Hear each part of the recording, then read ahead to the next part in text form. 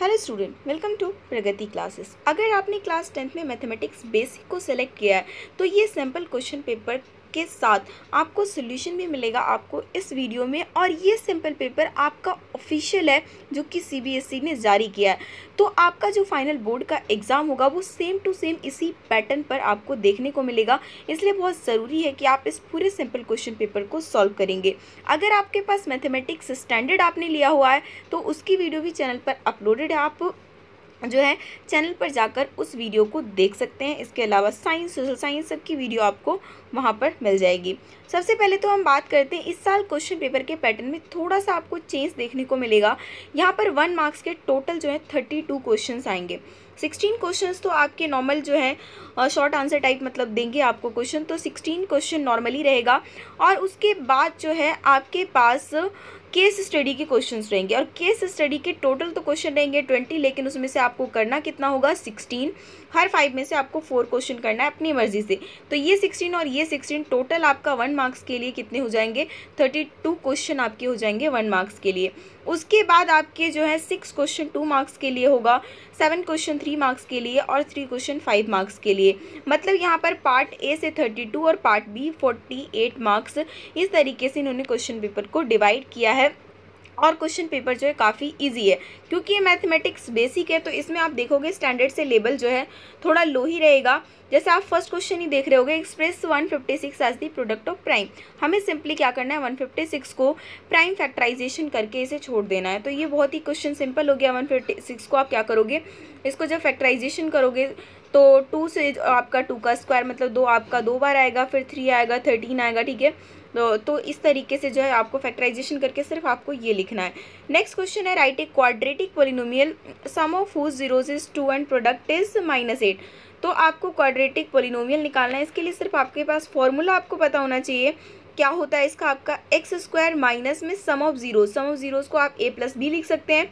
और यहाँ पर x हो गया और उसके बाद प्रोडक्ट ऑफ जीरोज। अब इस वाले फॉर्मूले में क्या करो, सम ऑफ जीरोज इसकी जगह आप क्या कर दो 2 रख लो और प्रोडक्ट ऑफ जीरो की जगह -8 रख लो। तो आपका आंसर आ जाएगा x² - 2x - 8। नेक्स्ट क्वेश्चन है क्वेश्चन नंबर 3। इन्होंने कहा इन दोनों नंबर का HCF 4 है तो इन दोनों नंबर का LCM निकालो। आपको पता है अगर आपने फर्स्ट चैप्टर पढ़ा हुआ है तो कि आपका क्या होता है, first number into second number is equal to LCM into HCF। मतलब 96 को आप 404 से मल्टीप्लाई करके 4 से डिवाइड कर दोगे, यहाँ से ये कैंसिल हो जाएगा 101, इसको उसके बाद मल्टीप्लाई करेंगे 9696 आपका LCM आ जाएगा। नेक्स्ट क्वेश्चन पूछा हुआ है, state the fundamental theorem of arithmetic. आपके बुक का क्वेश्चन है, वो लाइन लिखनी है। बाकी ऑप्शन है तो आपकी मर्जी है, जो भी आपको इजी लगे वो आप अटेम्प्ट कर सकते हैं। नेक्स्ट क्वेश्चन है कि आप इन क्या करो, कोएफिशिएंट के रेशियो को कंपेयर करो और बताना है कि आपको कंसिस्टेंट है या इनकंसिस्टेंट है। सिर्फ आपको कंडीशन पता होना चाहिए, A1/A2, B1/B2, C1/C2। अगर तीनों इक्वल हो तो कंसिस्टेंट, कोई भी इक्वल ना हो तो कंसिस्टेंट। और मतलब जब आपके 2 इक्वल हो जाए, 1 इक्वल ना हो तो उसी केस में मतलब जब लाइनें पैरेलल होती है तभी वो इनकंसिस्टेंट होता है, बाकी दोनों कंडीशन में कंसिस्टेंट होता है। यहाँ पर आप करोगे कोई भी इक्वल नहीं आएगा, तो इसलिए ये पेयर ऑफ इक्वेशन आपका कैसा है, कंसिस्टेंट है। नेक्स्ट क्वेश्चन है, ए और बी अगर को प्राइम है तो उसका HCF हमेशा 1 ही होगा। अगर को प्राइम ऐसे नंबर्स होते हैं जिनके बीच में कुछ भी कॉमन फैक्टर नहीं होता, और जब कुछ भी कॉमन फैक्टर नहीं होता तो उसका HCF 1 होता है। नेक्स्ट क्वेश्चन 6 आप देखेंगे, फाइंड द एरिया। मतलब बहुत ही सीधे सीधे क्वेश्चंस जो है इन्होंने पूछे हुए हैं। और जैसा आपको सिंपल पेपर में मिलता है ना, उसी तरीके का पैटर्न आपको बोर्ड एग्जाम में भी मिलता है। लास्ट ईयर हमने देखा था कि सिंपल पेपर जब आया था तो जिस तरीके का था लगभग वैसा ही जो है आपके फाइनल बोर्ड एग्जाम में देखने को मिला। इसलिए आपको टेंशन लेने की जरूरत नहीं है, आपको जो है पूरा इस पर फोकस करना है, प्रैक्टिस करनी है। नेक्स्ट क्वेश्चन आपको इन्होंने एरिया ऑफ सेक्टर दे रखा है। एरिया ऑफ सेक्टर का फॉर्मूला हमें पता है, θ/360 πr²। रेडियस पता है, हमें थीटा पता है, सारी वैल्यूज रखेंगे, हमारा क्या होगा, आंसर निकल जाएगा। नहीं तो ऑप्शनल क्वेश्चन भी आपका ईजी है, ये हॉर्स वाला जो भी है आप क्या करो, सिंपली आपको 2πr से आपको इसको निकाल लोगे, इसका पैरामीटर निकल जाएगा। अब नेक्स्ट आपका क्वेश्चन क्या है, इसमें इन्होंने कहा है कि आपको निकालना है एंगल BCA। ये आपको BAC ये एंगल दिया हुआ है 50, ये दिया हुआ है 70। तो ये वाला कितना हो जाएगा, ये वाला हमारा हो जाएगा 60, और जितना ये होगा उतना ही ये हो जाएगा। इसका मतलब जो है आपका BCA कितना हो जाएगा, 60 डिग्री यहाँ पर हो जाएगा। अभी इसका आप ऑप्शनल क्वेश्चन भी देख सकते हैं। ये भी आपका क्या है, प्रोपोर्शनलिटी से आपसे पूछा हुआ है कि डी जो है वो बीसी के पैरेलल है या नहीं। आप इसके अपॉन में ये रखो, इसके अपॉन में ये रखो। अगर रेशियो इक्वल आता है तो पैरेलल है, और नहीं आता है तो पैरेलल नहीं है। इस कंडीशन में जो है आपका रेशियो इक्वल नहीं आ रहा है, जिस वजह से ये लाइनें पैरेलल नहीं है। तो इस तरीके से ही आपको क्वेश्चन है। बाकी इसका जो ऑफिशियल सॉल्यूशन है जो सीबीएसई ने प्रोवाइड किया है वो भी मैं आपको दे दूंगी डिस्क्रिप्शन में, आप डाउनलोड कर लेना। लेकिन जो है आपको ना चीज़ें यहाँ पर समझनी बहुत ज़रूरी है, ताकि आप अच्छी तरीके से जो है ना आप अपने प्रिपरेशन को कर सको कोई बिना दिक्कत के। अब नेक्स्ट क्वेश्चन ही देख लीजिए, the cost of fencing a circular field at the rate of 24 पर मीटर। तो आपको निकालना है क्या, रेडियस। अब सबसे पहले इन्होंने पूरा कॉस्ट दिया हुआ है, रेट दिया हुआ है, तो सबसे पहले आप क्या करोगे, इसका पेरीमीटर निकालोगे। पेरीमीटर निकालने के लिए, सर्कमफेरेंस निकालने के लिए आप इसको इससे डिवाइड कर दो, और उसके बाद सर्कमफेरेंस निकालने के बाद जो है आप उसका रेडियस इजीली तरीके से निकाल सकते हैं। 9th क्वेश्चन आपका जो है ये आपका एप्लीकेशन ऑफ ट्रिग्नोमेट्री का काफ़ी सिंपल क्वेश्चन है। आपको इन्होंने 30 डिग्री दिया हुआ है, और उसके बाद इन्होंने कहा कि ट्री जो है बॉटम से और टॉप टच कितना कर रहा है, 8 मीटर टच किया हुआ है। तो मतलब जो आपका कुछ डायग्राम इस तरीके से बनेगा। ये आपका 8 दिया हुआ है, थीटा आपको 30 डिग्री दिया हुआ है, ये आपको निकालना है। तो साफ साफ अगर क्वेश्चन को आप सॉल्व करोगे, फिलहाल आपको प्रैक्टिस नहीं है इस वजह से, बाकी इसका आंसर 8/√3 आ जाएगा। नेक्स्ट क्वेश्चन इन्होंने कहा कि पेरीमीटर और एरिया ऑफ सर्कल अगर न्यूमेरिकली इक्वल है, मतलब 2πr जो है वो पायर स्क्वायर के इक्वल है, तो आपको रेडियस निकालना है। रेडियस आपका 2 निकल कर आ जाएगा। एम्पेरिकल रिलेशनशिप निकाल का फॉर्मूला सिर्फ आपको लिखना है कि आपको जो है अच्छी तरीके से, वैसे एम्पेरिकल से आपका हर साल क्वेश्चन आता ही है, तो आप इसका फॉर्मूला जो है आप याद करके रखिए। क्या होता है, 3 median is equal to mode plus में 2 मीन। अब इसी तरीके से जो है आपका नेक्स्ट क्वेश्चन है, to divide a line segment BC internally in the ratio 3:5। तो उसके बाद जो है आपको ये पूछा हुआ है कि मैक्सिमम नंबर ऑफ पॉइंट्स कितने लोकेट हो सकते हैं। तो साफ साफ हमें पता चल रहा है 3 + 5 दोनों को आप ऐड करोगे आपका 8 आ जाएगा। नेक्स्ट क्वेश्चन आपको पूछा हुआ है, for what values of be unique solution है। यूनिक सॉल्यूशन के लिए कंडीशंस जो होता है वो क्या होता है, a1/a2 इक्वल टू नहीं होता है b1/b2 के। उस तरीके से ही आप यहाँ पे कंडीशन रखोगे, और उसके बाद यहाँ पर p की वैल्यू आपका निकलेगा। नेक्स्ट क्वेश्चन है आपका, एक बैग में 3 रेड बॉल है, 5 ब्लैक बॉल है, आप रेंडमली निकालते हो तो क्या होगा कि वो बॉल जो है वो निकाला हुआ रेड होगा। बहुत ही सिंपल क्वेश्चन है आपका, नॉर्मली 3/8 आ जाएगा। उसके बाद हम आगे बढ़ते हैं, आपका एक टावर वाला क्वेश्चन है कि वर्टिकली स्टैंड कर रहा है ग्राउंड पे, तो आपको जो है, और थीटा इन्होंने कितना दिया हुआ है, 60 degree. Same to same tree की तरह ही क्वेश्चन है, ये आपको 15 दिया, लेकिन इस बार थीटा आपका ये 60 डिग्री है, तो इस वजह से आपका ये 15√3 इसका आंसर निकल जाएगा। नेक्स्ट है प्रोबेबिलिटी ऑफ एन इवेंट, किसी इवेंट के होने की और किसी इवेंट के ना होने की। अगर दोनों को ऐड करते हो तो हमेशा उसका आंसर कितना होता है, 1 होता है। तो यहाँ से आपका ये निकल जाएगा। और 17 नंबर से जो आपका स्टार्ट होगा वो स्टार्ट होगा आपका सिचुएशन बेस्ड क्वेश्चन, और ये बहुत ही ज़्यादा इजी है।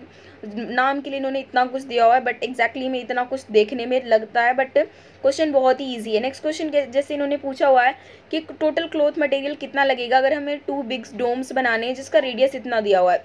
और इस वाले जो इन्होंने इसमें पैसेज में बताया हुआ है कि ये जो डोम है वो किस वाले शेप में है, यहाँ पर देखोगे तो हेमिस्फेरिकल शेप में है। तो मतलब आपको क्या करना है, हेमिस्फेरिकल का ही फॉर्मूला यहाँ पर आप लगा दोगे, और आपका जो है यहाँ से आपका आंसर निकल जाएगा। क्लॉथ में तो आप क्या करोगे, सरफेस एरिया निकालोगे, और यहाँ से आपका जो है आंसर आ जाएगा। बाकी इसका सोल्यूशन जो है मैं आपको प्रोवाइड कर दूँगी, डिस्क्रिप्शन से डाउनलोड कर लेना, और सारे क्वेश्चन को पर्सनली आप अपने कॉपी पर पेन से जो है सॉल्व करना, ताकि जो है आपको अच्छी तरीके से कमांड हो। जैसे कि मैंने आपको हर बार कहा है कि मैथ्स में जितनी ज़्यादा प्रैक्टिस करोगे उतना ज़्यादा अच्छा होगा। नेक्स्ट क्वेश्चन तो और सिंपल आपसे पूछा हुआ है, सिलेंड्रिकल पिलर का वॉल्यूम का फॉर्मूला कुछ नहीं है इसमें। अब उसके बाद बात करते हैं, आपका पायर स्क्वायर आंसर हो जाएगा। अब नेक्स्ट क्वेश्चन इन्होंने लिटरल सरफेस एरिया पूछा हुआ है, हाइट दी हुई है, रेडियस दिया हुआ है, आपको सिंपली निकालना है। और देख रहे होगे आपका ये सारे का सारा जो क्वेश्चन है नॉर्मल। और सबसे अच्छी बात ये है, सिचुएशन बेस्ड क्वेश्चन में टोटल 5 सब पॉइंट्स होंगे। मतलब जैसे आपका 17 नंबर ऑफ क्वेश्चन था, तो इसमें टोटल कितने पार्ट्स हैं, 5 पार्ट। 5 पार्ट्स में से जो एक पार्ट्स आपको अच्छा नहीं लग रहा है या डाउट्स है, आपको सिर्फ और सिर्फ 4 ही करने हैं। ये बहुत ही अच्छा है, जिससे जो स्टूडेंट के मार्क्स इस बार डेफिनेटली अच्छे रहेंगे। और इस बार 100 जो % है ना, वो देखना आप ज़्यादा बच्चों के आएंगे मैथ्स में, स्पेशली हम बात करें तो।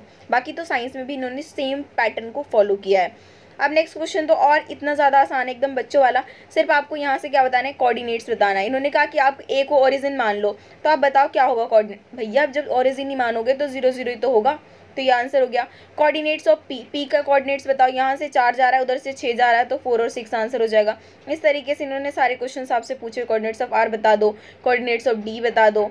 उसके बाद इन्होंने कहा कि अगर हम डी को ओरिजिन मान ले तो फिर क्या होगा, इधर की वैल्यू माइनस में हो जाएगी, इधर की वैल्यू प्लस में रहेगी, उसके जो है रिस्पेक्ट में फिर आपको आंसर निकालना है। क्वेश्चन नंबर 19 आप देखोगे वैसा ही है, काइट वगैरह को लेकर इन्होंने कहा हुआ है किस एंगल से वो जाएगा 90 डिग्री। फिर सिमिलैरिटी को लेकर जो है आपको यहाँ पर क्वेश्चंस पूछे हुए हैं। अब गाइस ये हाइपरबोला को लेकर पैराबोला को लेकर जो है यहाँ पर क्वेश्चन दिया हुआ है, जीरोज ऑफ द पोलिनोमियल कैसे निकालोगे, क्या एक्सप्रेशन होगा एंड ऑल। तो ये जो है आपका क्वेश्चन है। अब पार्ट बी आप एक तरफ ध्यान दे लीजिए कि ये भी इतना ज़्यादा डिफिकल्ट आपको देखने को नहीं मिलेगा। जैसे हमारा क्वेश्चन नंबर यहाँ पर 21 है, आपसे क्या पूछा हुआ है कि सेक्शन फार्मूला को निकाल कर आप क्या करोगे, इसके कोऑर्डिनेट्स आप इजीली निकाल सकते हो। रिलेशनशिप इक्विडिस्टेंस वाला फॉर्मूला आप लगा लोगे। ये तो आपका सेम टू सेम बुक का क्वेश्चन है, इसे सॉल्व कर सकते हो। 23 भी आपके बुक का क्वेश्चन है। लाइन सेगमेंट करना है, उसको 5/8 में डिवाइड करना है। कंस्ट्रक्शन का क्वेश्चन बहुत ईजी है। 15 कॉटे की वैल्यू आ जाएगी 8/15। उसके बाद आप क्या करोगे, फॉर्मूले को सेट करके वही आपका पाइथागोरस थ्योरम लगाकर यूज़ कर लोगे। अब इन्होंने कहा कि कितने टर्म्स को हमें यूज़ कर लेना पड़ेगा, ताकि मतलब SN आपको दे रखा है 36, यहाँ से A और D आपको पता है, आप क्या करोगे, N की वैल्यू यहाँ से निकाल सकते हैं। Prove that √3 is an irrational number, हर साल क्वेश्चन आता है। आप इंपॉर्टेंट क्वेश्चन की मेरी सीरीज देखोगे, उसमें मैंने ये सारे क्वेश्चंस डले हुए हैं, बिल्कुल एक भी क्वेश्चन ऐसा नहीं होगा जो कि नहीं डले हुए। चैप्टर वाइज भी आपके पास इंपॉर्टेंट क्वेश्चन है, तो प्लेलिस्ट में जाकर उन वीडियोज़ को देखिए, आपके लिए बहुत ज़्यादा हेल्पफुल होंगे।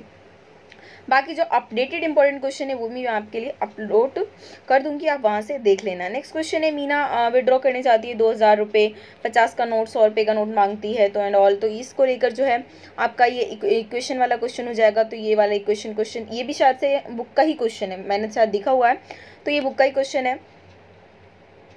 फिर यहाँ पर आपका प्रोबेबिलिटी का हो गया। मतलब वैसे तो आपका बेसिक का जो इस बार इन्होंने सैम्पल पेपर दिया है तो काफ़ी इजी दिया है, बट आप ये बात मान के चलना कि बेसिक ऐसा ही आएगा। लास्ट टाइम भी इन्होंने ऐसे ही किया था, बेसिक थोड़ा इजी रखा था सैम्पल पेपर के टाइम पे, लेकिन जब बोर्ड का एग्जाम आया तो बेसिक और स्टैंडर्ड में ज़्यादा फ़र्क ही नहीं देखने को मिला, 19-20 का अंतर देखने को मिल रहा था।